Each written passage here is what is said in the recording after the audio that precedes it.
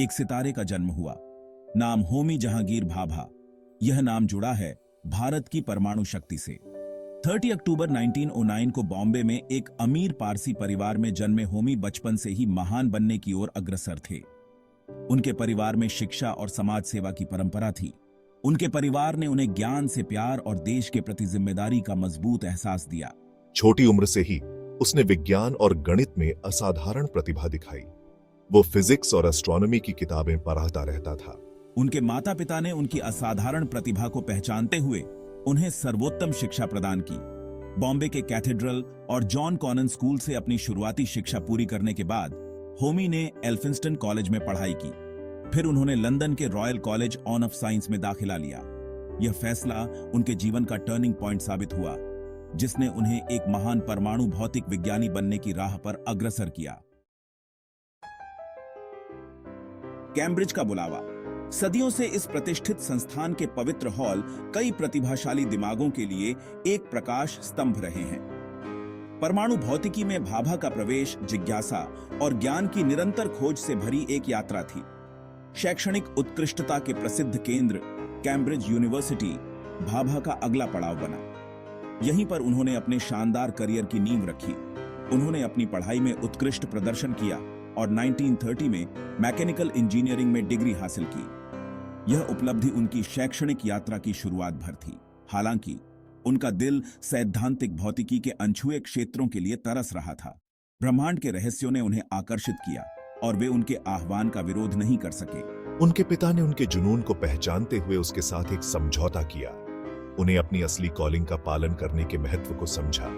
अगर वो पहले अपनी इंजीनियरिंग की पढ़ाई में फर्स्ट क्लास हासिल कर ले, तो वे उसके भौतिकी के अध्ययन में उनका साथ देंगे। यह समझौता उनके क्षमता में उनके विश्वास का प्रमाण था। भाभा ने अपनी विशिष्ट लगन के साथ प्रथम श्रेणी और अपने पिता का आशीर्वाद प्राप्त किया। इस पड़ाव ने उनके शैक्षणिक करियर को एक नया मोड़ दिया। नए जोश के साथ भाभा ने सैद्धांतिक भौतिकी की दुनिया में कदम रखा। उनके द्वारा किए गए हर एक्सपेरिमेंट में उनका जुनून और समर्पण स्पष्ट था। उन्होंने कैवेंडिश प्रयोगशाला में अभूतपूर्व शोध किया, जो वैज्ञानिक खोज का केंद्र था। इस संस्थान ने उन्हें आगे बढ़ने के लिए संसाधन और वातावरण प्रदान किया। यहीं पर उन्होंने कॉस्मिक किरणों की समझ में महत्वपूर्ण योगदान दिया। इस क्षेत्र में उनका काम अग्रणी था और उन्होंने भविष्य के शोध के लिए जमीन तैयार की। उनके काम ने उन्हें 1933 में डॉक्टरेट की उपाधि दिलाई और उन्हें भौतिकी के क्षेत्र में एक उभरते हुए सितारे के रूप में स्थापित किया। यह मान्यता उनकी प्रतिभा और कड़ी मेहनत का प्रमाण थी। कैम्ब्रिज में भाभा की उपलब्धियां किसी से कम नहीं थीं। इस सम्मानित संस्थान में उनके समय को कई प्रशंसाओं और अभूतपूर्व शोध द्वारा चिह्नित किया गया था। कॉस्मिक किरणों पर उनके शोध ने परमाणु विज्ञान में उनके भविष्य के योगदान के लिए मंच तैयार किया। भाभा का सफर तो बस शुरू ही हुआ था और दुनिया जल्द ही उनकी प्रतिभा का पूरा नजारा देखेगी। एक महत्वपूर्ण मोड़। भारत में एक नए युग की शुरुआत। यह वह क्षण था जिसने राष्ट्र के भविष्य और वैश्विक मंच पर उसके स्थान को फिर से परिभाषित किया। जब भाभा भौतिकी की दुनिया में धूम मचा रहे थे, उस समय भारत एक नए युग के कगार पर था। आजादी के वादे और अपनी राह खुद तय करने को तैयार राष्ट्र के जोश से माहौल गूंज रहा था। साल था 1947 और भारत को अभी अभी ब्रिटिश शासन से आजादी मिली थी।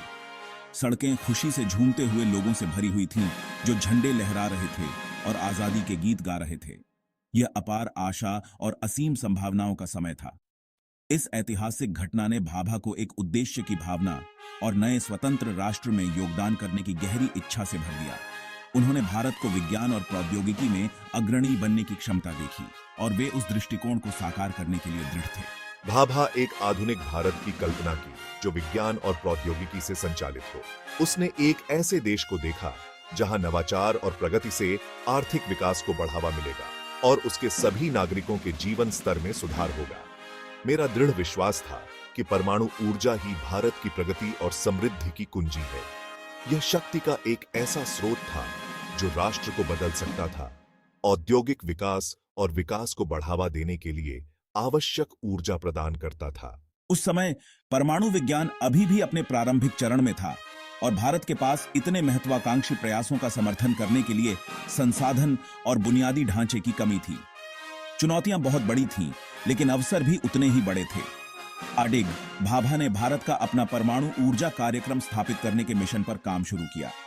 उन्होंने सहयोग और समर्थन की मांग करते हुए वैश्विक वैज्ञानिक समुदाय से संपर्क किया।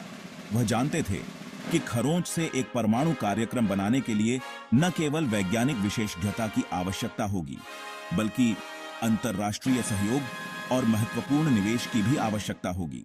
वह जानते थे कि यह एक बहुत बड़ा काम होगा, लेकिन वह इसे पूरा करने के लिए दृढ़ थे। भाभा की अपने दृष्टिकोण के प्रति अथक खोज ने भारतीय वैज्ञानिकों और इंजीनियरों की एक पीढ़ी को प्रेरित किया, जिन्होंने तकनीकी रूप से उन्नत भारत के उनके सपने को साझा किया। भाभा का दृष्टिकोण और अटूट प्रतिबद्धता ही भारत के परमाणु कार्यक्रम की प्रेरक शक्ति थी। उनके नेतृत्व और समर्पण ने देश के इतिहास में सबसे महत्वपूर्ण वैज्ञानिक उपलब्धियों में से एक बनने के लिए आधार तैयार किया।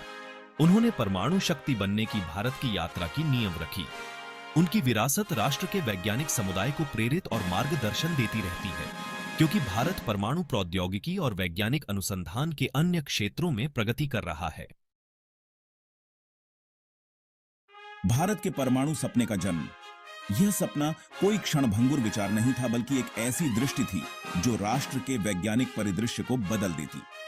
1945 में जेआरडी टाटा के सहयोग से भाभा ने बॉम्बे में Tata institute on fundamental research या TIFR की स्थापना की। यह एक बहुत बड़ा कदम था, क्योंकि इसने भारत में उन्नत वैज्ञानिक अनुसंधान की नींव रखी। यह संस्थान भाभा के दृष्टिकोण का प्रमाण, भारत में वैज्ञानिक अनुसंधान का केंद्र बन जाएगा। यहीं पर भारत की परमाणु महत्वाकांक्षाओं के बीज बोए गए थे, जो उस समय के सबसे प्रतिभाशाली दिमागों द्वारा पोषित किए गए थे। इसने युवा भारतीय वैज्ञानिकों को भौतिकी, रसायन विज्ञान और गणित सहित विभिन्न क्षेत्रों में अत्याधिक आधुनिक शोध करने के लिए एक मंच प्रदान किया।